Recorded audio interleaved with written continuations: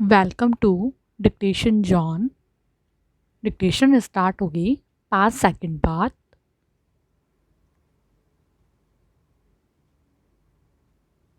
राजनीति व प्रशासनिक क्षेत्र में तो कार्य विभाजन व नियंत्रण तथा सीमा निर्धारण का महत्व और भी अधिक प्रासंगिक है, चाहे वह सरकारी विभागों के पारस्परिक संबंध हो या विभिन्न अंतर्राज्यीय मुद्दे।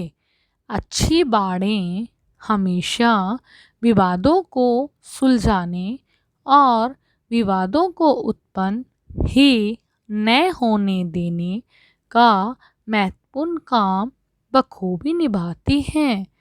राजनीतिक क्षेत्र में विभिन्न मंत्रिमंडलीय सदस्यों के मध्य कार्यों का बंटवारा हो या प्रशासनिक अधिकारियों के मध्य कार्य आवंटन, पूर्व निर्धारित सीमाएं न केवल कार्य संपादन को सुगम और सुव्यवस्थित बनाती हैं, बल्कि समकक्ष पड़ोसियों से मैत्री एवं सौहार्दपूर्ण संबंधों की नींव भी रखती हैं।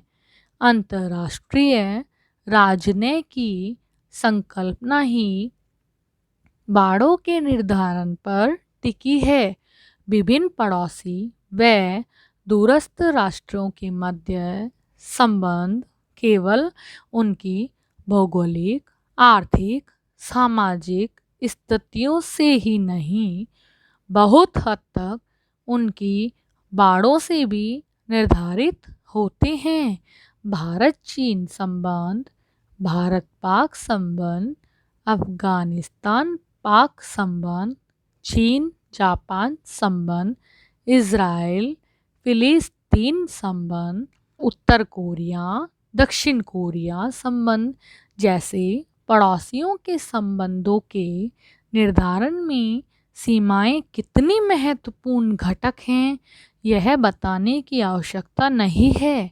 आज उपयुक्त देशों के पारस्परिक संबंधों का अंतर्राष्ट्रीय राजनीति पर कितना अहम प्रभाव है, यह जग जाहिर है।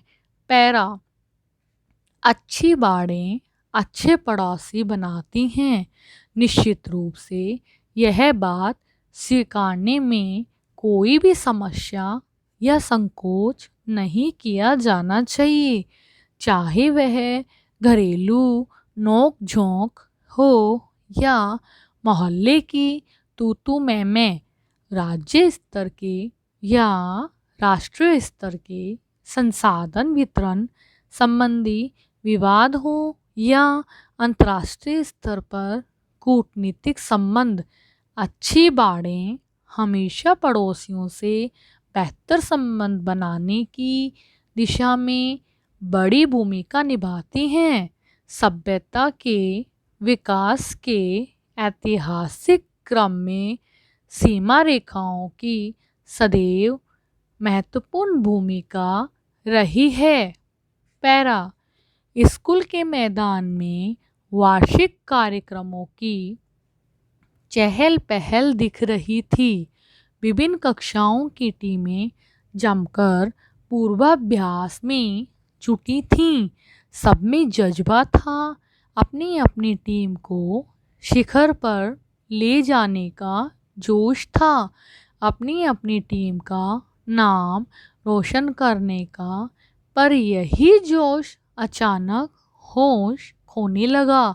यह क्या? सद्भावनापूर्ण माहौल में दो टीमें बेहद कटुतापूर्ण तरीके से बहस करने लगीं और धीरे धीरे सारा माहौल कलुषित होने लगा। माजरा यह था कि दो टीमें अपनी अपनी सीमाओं का कुछ अतिक्रमण कर बैठी थीं, जिसका परिणाम हुआ कि इधर की गेंद उधर, उधर के खिलाड़ी इधर होने लगे थे। महज इतनी सी बात थी और विद्यालय परिसर में पूरा विद्यालय ही जुट गया। उस समय तो किसी तरह दोनों टीमों को समझा बुझाकर शांत कर दिया गया, पर स्थायी और टिकाऊ समाधान शायद यह नहीं था। इसीलिए अनुभवी प्राचार्य महोदय ने अगले दिन ही एक आदेश जारी करके विभिन्न खेलों और कक्षाओं के मध्य मैदान का न्याय संगत वितरण करा दिया। बस वह दिन था, और आज का दिन तकरार तो छोड़िए, टीमों के बीच इतना प्यार और खुलापन है कि उसकी मिसाल प्राचार्य भी आज भी देते हैं। पैरा। उपरोक्त विवरण के पश्चात अनंत निष्कर्ष स्वरूप कहा जा सकता है कि विवेक, तर्क वितर्क, सत्य सत्य समस्त पक्षों का सूक्ष्म विश्लेषण करते हुए वह अभ्यास तथा व्यवहारिक अनुप्रयोग से सत्य को खोज लेता है। यह उन सभी मतों का एक साथ खंडन कर देता है जो असत्य होते हुए भी सत्य जैसे प्रतीत होते हैं और जिन्हें लेकर समाज में लगभग स्वीकारोक्ति है कि ये मत सत्य हैं।